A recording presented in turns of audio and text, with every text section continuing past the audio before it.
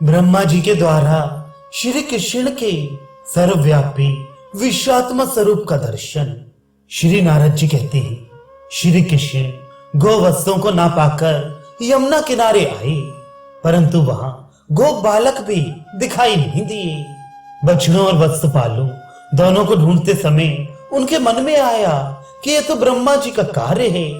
तदनंतर अखिल विश्व विधायक श्री कृष्ण ने गायों और गोपियों को आनंद देने के लिए लीला से ही अपने आप को दो भागों में विभक्त कर लिया।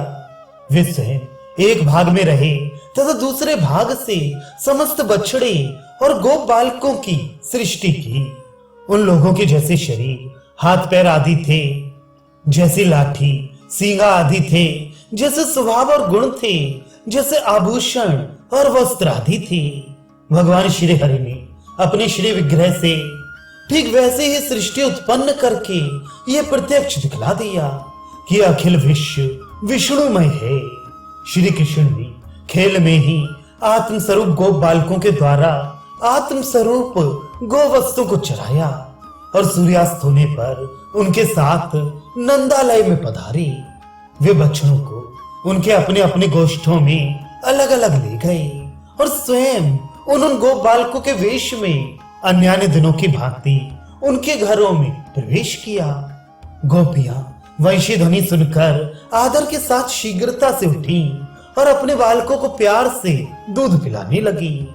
गाय भी अपने अपने बछड़ों को निकट आया देखकर रमाती हुई उनको चाटने और दूध पिलाने लगी।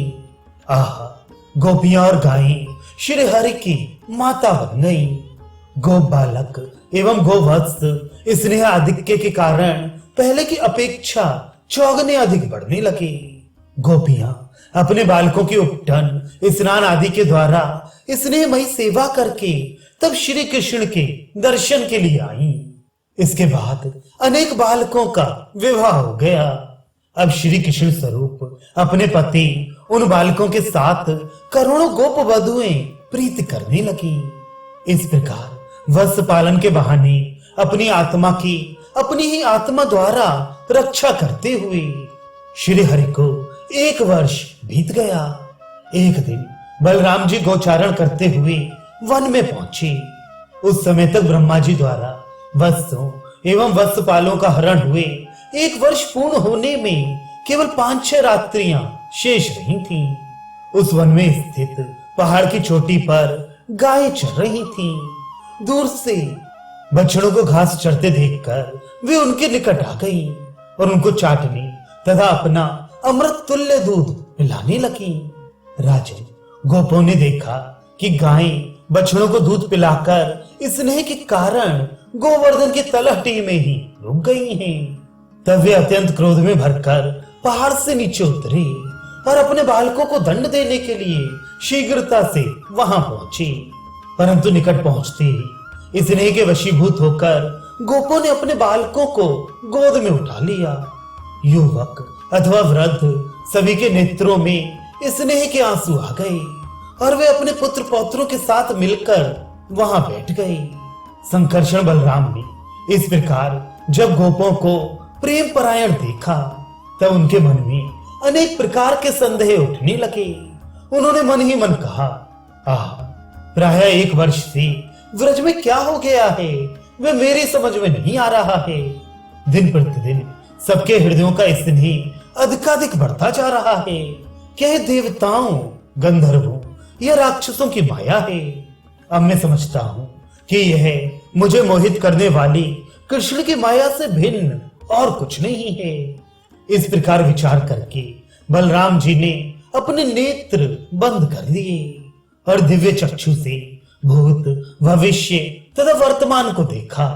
बलराम जी ने समस्त गोवत्स एवं पहाड़ की तलहटी में खेलने वाले गो बालकों को वंशी वेत्र विभूषित, मयूर पिच्छधारी, श्याम वर्ण, मणि समूहों एवं गुंजा फलों की माला से शोभित कमल एवं कुमुदनी की मालाएं, दिव्य पगड़ी एवं मुकुट धारण किए हुए कुंडलों एवं अलकावली से सुशोभित शरदकाली कमल सदृश नेत्रों से निहार कर आनंद देने वाले करोड़ों कामदेवों की शोभा से संपन्न, नासिका स्थित, मुक्ताभरण से अलंकृत, शिखाभूषण से युक्त, दोनों हाथों में आभूषण धारण किए हुए, पीला वस्त्र धारण किए हुए, मेखला, कड़े और नपुर से शोभित, करोड़ों बाल रवियों के प्रभाव से युक्त और मनोहर देखा।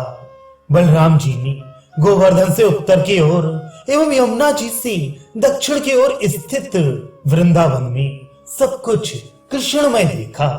वे इस कार्य को ब्रह्मा जी और श्री कृष्ण का किया हुआ जानकर पुनः गोवत्सों एवं गोवत्सपालों का दर्शन करते हुए श्री कृष्ण से बोले, ब्रह्मा अनंत, धर्म, इंद्र और शंकर भक्ति युक्त होकर सदा तुम्हारी सेवा किया करते हैं।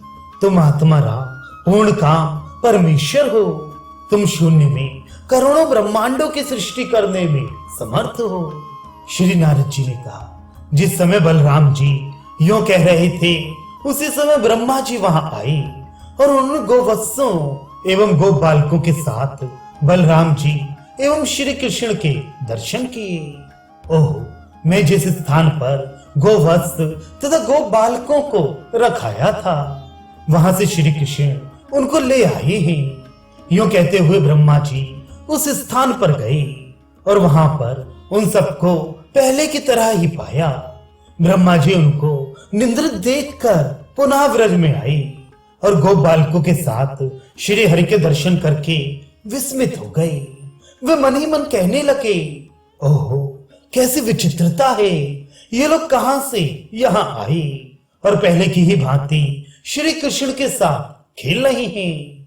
ये सब खेल करने में मुझे एक क्षण जितना काल लगा, परंतु इतने में इस भूलोक में 1 वर्ष पूरा हो गया। तथापि सभी प्रसन्न हैं, कहीं किसी को इस घटना का पता भी नहीं चला। इस प्रकार से ब्रह्मा जी मोहातीत विश्व मोहन को मोहित करने गए, परंतु अपनी माया के अंधकार में वे स्वयं अपने शरीर को भी नहीं देख सके। गो बालकों के हरण से जगतपति की तो कुछ हानि नहीं हुई, अपितु श्री कृष्ण रूप सूर्य के सम्मुख ब्रह्मा जी स्वयं ही जुगनों से दिखने लगे।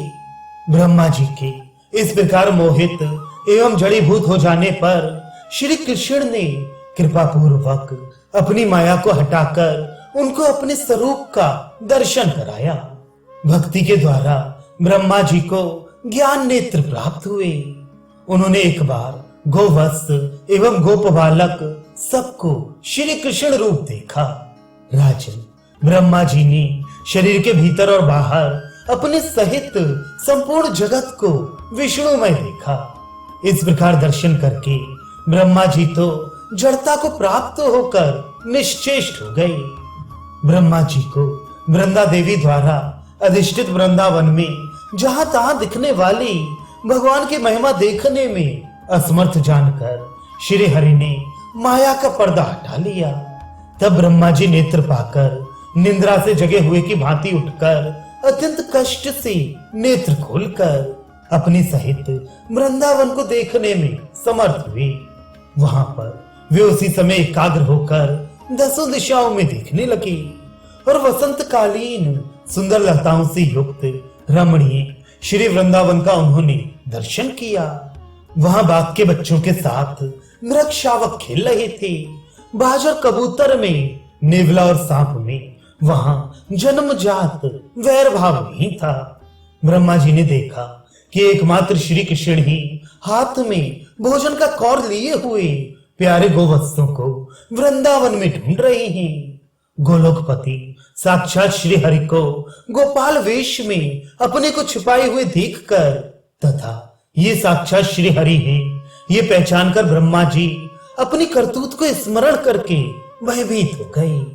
राजन, उन चारों ओर प्रज्वलित दिखने वाले श्री कृष्ण को प्रसन्न करने के लिए ब्रह्मा जी अपने वाहन से उतरे और लज्जा के कारण उन्होंने सिर नीचा कर लिया। वे भगवान को प्रणाम करते हुए और प्रसन्न हो ये कहते हुए धीरे धीरे उनके निकट गए। यूं भगवान को अपनी आंखों से झरते हुए हर्ष के आंसुओं का अर्घ देकर दंड की भांति वे भूमि पर गिर पड़े। भगवान श्री कृष्ण ने ब्रह्मा जी को उठाकर आश्वस्त किया और उनका इस प्रकार स्पर्श किया जैसे कोई प्यारा अपने प्यारे का स्पर्श करे। तत्पश्चात वे सुधासिक्त दृष्टि से उसी सुंदर भूमि पर दूर खड़े हुए देवताओं की ओर देखने लगे। तब वे सभी उच्च स्वर से जय जयकार करते हुए उनका स्तवन करने लगे, साथ साथ प्रणाम भी करने लगे। श्री कृष्ण की दया दृष्टि पाकर सभी आनंदित हुए और उनके प्रति आदर से भर गए। ब्रह्मा जी ने भगवान को उस स्थान पर देखकर भक्ति युक्त मन से हाथ जोड़कर प्रणाम किया और रोमांचित होकर दंड की भांति वे भूमि पर गिर पड़े। पुनः वे गदगद वाणी से भगवान का स्तवन करने लगे।